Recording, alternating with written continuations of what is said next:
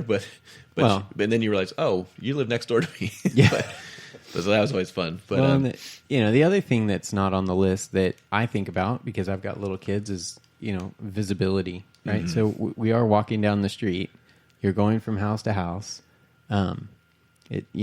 Keeping those kids visible for the cars, and I know just driving through neighborhoods at that time of night and on Halloween, it can be a little harrowing because kids are dressed up in costumes. Oftentimes they're dark.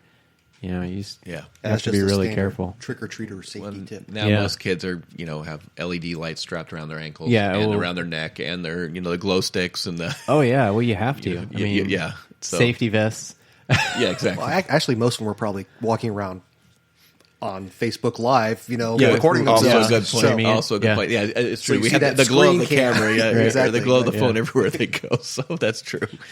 I didn't think of that one, but yeah. All right. Remember, you can always tweet at us at House Fluent. You can find us on Facebook or Instagram. If you're listening to us on one of your favorite podcasting apps, please hit the subscribe button if you haven't done so already. Please hit subscribe. Yeah, and you can also find us at housefluent.com.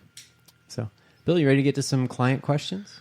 Sure, let's do it. All right, let's do this. So, the first one is, I have high soil combined with negative grading. According to my home inspection report, Kelly, you scrolled too high. Yeah. The report didn't mention there was any evidence of water damage in the home. What's the big deal here? High soil and negative grading. Yeah, high soil, negative grading, but doesn't look like there's any evidence of water damage to the house itself. Why is this a big deal? Well, the biggest deal would be the water that's flowing outside your house is flowing right into your right above your foundation and through your weep holes into your structure. I mean, that's maybe right if it's if it says negative grading. So the high soil, the big problem there is that animals, insects, water, everything's at the level when you look at your foundation or outside your house, you'll see the foundation, and then you also see.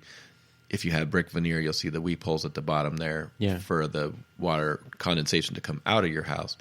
But it also is a way for things to get in. So if the soil level's high, you're making it much easier for everything to get in, including water.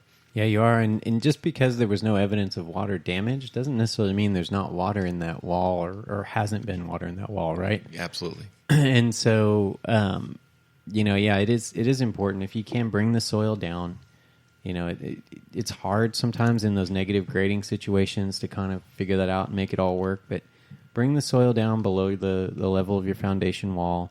And, if you've got to do some interesting things with, French drains or more elaborate drainage systems, do what you can. Keep the water away from your house as much as you can.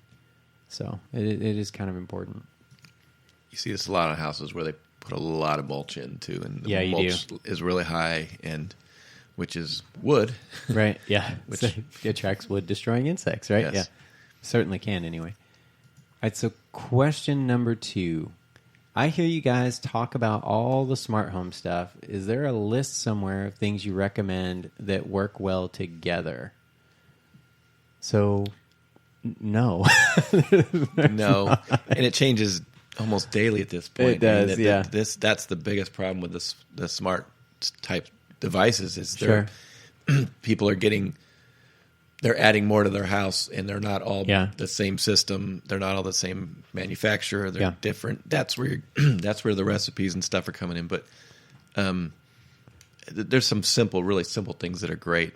I was just in a house the other day that had the closets had all the LED bulbs that had the light sensors. So as soon as you open the door, they come on. Right. As soon as you close the door, they go off immediately. I thought those were pretty cool, and that's a really simple thing you can just screw into your light socket. So obviously there's more complicated stuff. Oh sure. The other thing I would say too, if you haven't started building a smart home yet, but you're looking at it, consider going with an ecosystem, right? So for example, companies out there like Nest make multiple devices that are designed to work together, right? So you kind of stay with the same manufacturer. Yeah, stay within the same ecosystem. If you can't do that for some reason, which it's difficult to, right? So now we're seeing connected appliances, Right, so Bill and I just did a smart home inspection on Friday, where we actually inspected the smart controls on the oven. Mm-hmm. Well, that was a GE oven, right? And that's now going to be paired with a Google or an Amazon or whatever assistant, which is may or may not be cooked into a recipe with a smart smoke alarm from some other manufacturer, right? So sometimes it's difficult to do that, but if you can stay within an ecosystem, it does help make it better. Also, if you kind of the next level of that is look at things that communicate using the same type of technology, right? So you've got the Z-Wave technology, the Wi-Fi, the Bluetooth. They all kind of have their own thing, and just make sure that they're you're using. So you want to have everything talking the same language. Talking the same language, yeah, that's a good way to put it. So who would you go to if you want an expert in this area when you're building a house or when you're putting a system in your house so you're not mismatching? I immediately think of having 6 remotes to run my TV in the main bedroom, main living room of the house, and that's pretty common. Unless you get a remote that does everything, which you can, sure, which are actually really nice once they're all set up properly. Yeah. But who would you go to that does this? Is it so for the high-end stuff, right, you're seeing home integration companies that are coming out, and they actually come out, they look at your home, they embed the technology in your home. It's all designed to work together. So you're seeing that in sort of the high-end homes. As far as sort of the off-the-shelf or the consumer market, really just do your homework. Do your homework, really look at the products, look and see kind of what works together. You can also talk to folks at your local electronics store. A lot of times they'll know. I think what happens here is people get a device or two, and they like it. Yeah, that's right. It happens in degrees. Not addicted to it, but they like the ease of it when it's working properly, and they immediately start going more. And that's where this happens. You you need to do is miss one update. That's right. Right. Yeah. And now you want everything automated to where, right. So, most people don't start out and do everything at once. And even then, with the technology changing as fast as it is, how often are you having to, how long are you going to keep that system? Yeah. Well, and integrated homes, that sort of philosophy or that idea is coming down a little bit. We talked about it on our last podcast. There's companies coming out making an attempt to sort of modularize that, right, and bring that integrated home concept down to a more affordable level, to where it's not quite. Yeah, so. There'll be more competition. It'll come down for sure, and there'll be more and more people getting into this industry because it's obviously a growing industry. Sure. When I was a kid, if you had the coolest house in the neighborhood, if you had the intercom system in your house, and now you have the modern intercoms that are LED screens, and now you text each other from different rooms. That's what everybody does now. Right. So. Yeah, we still yell. We try to yell too, but that doesn't work because there's usually headphones involved, or right, door closed, and the doors are always closed if you have a teenager. So exactly. All right, Bill. Last question: between the inspection/option period ending and closing, there was a storm. I'm concerned the roof might have some damage. What should I do? Buy a different house. Well, I suppose that's one option. I'm just kidding. No, we've had this happen. And there's houses we've gone back out and just checked it out for them. Sure. A lot of times we get people from out of state, especially moving to Texas, so they see the news or whatever, something happened. Which tornado hits Dallas. Yeah. I had no idea how bad that was until yesterday. I know, right? I was driving down 75 and saw the damage from the highway. I had no idea it was that bad. Yeah. There was a lot of damage. But anyway, that does happen all the time, and depending what time of year it is. But no, we've gone out and looked, so just to make sure it was okay. We have. It gets a little tricky at that point, right? So if you're purchasing a home, at least here in Texas, we do have that inspection or that option period, and once it expires, then you really do have to work with your realtor to, make sure those things get scheduled properly, that, the folks selling their home know and understand there's going to be someone in their house, right, or at their house. And, most of the time people are pretty cooperative about it. I mean, everybody understands, what's going on. You could also have a professional roofing company do it, but the real trick is just making sure you work through that realtor process to make sure, everybody knows what's going on. Everybody understands what you're doing, and that, the people that need to go out and see that roof have access to it. Yeah, and definitely, I'd say the seller, if there was any damage, that they're getting a claim in, and the insurance called, and the inspector coming out and looking at it and all that before you close. Yeah, definitely. To make sure that's in process, because not that that's what you want to do when you're selling a house, but it happens. It does happen. Oh, sure. Yeah, I mean, it happened just last week, right? I mean, so we had a really nasty storm roll through, and it's very possible if you had your home inspected, even a day before that storm rolled through. I mean, we had lots of roofs that were in shambles, and trees that had fallen and done damage, and all kinds of things. Oh, you're driving the neighborhoods where you see shingles missing off of every house. Oh, yeah. Immediately you're going to be looking really close at the roof. As there's shingles laying in the front yard, you're like, okay. Oh, without a doubt. This is going to be a good one. Yeah, even new roofs, right? Yeah. I mean, so that does happen. Like I said, the biggest thing, work through the process. Make sure you're working with your realtor and that they're in contact with the seller so everybody knows what's going on, that you have a concern about the roof because of the storm and you're asking for the additional inspection. And like I said, it could be us, it could be a roofing company.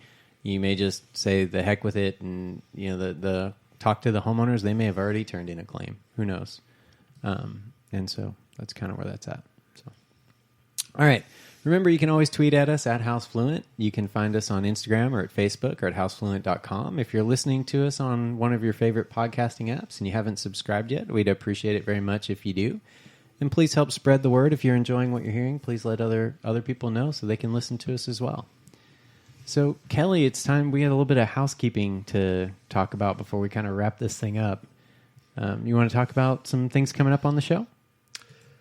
Sure. Yeah, we're going to be doing our first live remote on the 4th, right? Yeah, from Colonial Mortgage. Yeah, so we're taking this circus and taking it somewhere else. Because we've gotten so good at this. And try to reproduce We're ready to it. go on the road with it. The quality's going to be great. What could go wrong? The quality's going to be great. Yeah, we're going to be talking with Mike Carbone over at Colonial Mortgage, so I'm excited about that. That should be a good show for folks. I know a lot of people have questions about, hey, if I'm buying a house, how does this whole process start? And Mike's a great resource for that, so I'm looking forward to that one. Yeah, one of the other things we got going on is I'm starting my own podcast. It's called I Know Just Enough to Be Dangerous. Yeah, and it should be able to find it under the House Fluent umbrella. Yep. So we're looking forward to that. So Kelly's going to be talking about redoing his garage. I'm going to be talking about random things that it's almost like my own version of the Seinfeld show. Yeah, using shop vacs to clean out your HVAC drain. Yes, this is important. This is show about not just shop vacs, but air compressors and too. Leaf blowers, yeah. Leaf blowers to clean out your the lint in your dryer vent. You laugh, but we were cleaning yesterday. Oh, it works great. I brought in the battery powered leaf blower, and my wife goes, "Oh, I vacuumed the house with that before. doing? I've vacuumed the house with that before, right through the house and out the front door. Dog hair works great. Yeah, another piece of the Bill Beck puzzle. It's cordless. It's not a gas powered one. It's cordless. It's totally fine. Yeah. So there's that. Just keep listening, and we'll keep trying to bring content that's mildly entertaining. Yeah, and please let us know if you've got something you want us to talk about, or if there's something that you want us to cover. We're happy to do that. We're also going to be adding live platforms. So right now we're on Facebook Live. This is our first live show, but Kelly's got plans on expanding our universe. We'd also like to hear if you've done some very creative lighting and stuff for Halloween. We'd love to hear what you've come up with, and you can even show us. That'd be great. Just to see what's out there and how far people have gone. Oh, one other thing. If you currently have a podcast and you would like to broadcast it with us, get in touch with us. We'd like to talk to you about it. Definitely. Something along the having to do with your home. Having to do with your home. Real estate, home related, something along those lines. Something that would kind of go along with our theme. Yeah. So that the invitation is out there. Which is pretty broad. I mean, we cover some bases. Yeah. We have been called mildly entertaining, but if it's along those lines, if you're more entertaining than we are, you might not get in. Yeah. If you're gonna make us look bad, Kelly, we say we wrap this thing up. All right, let's go. Let's do it. Let's wrap this thing up. Which wouldn't be hard. All right. Thank you for listening to House Fluent Inspections Radio.